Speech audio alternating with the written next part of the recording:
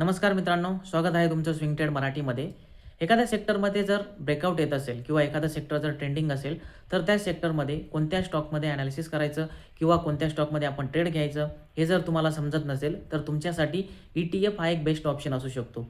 E-T-F म्हणजे exchange traded fund.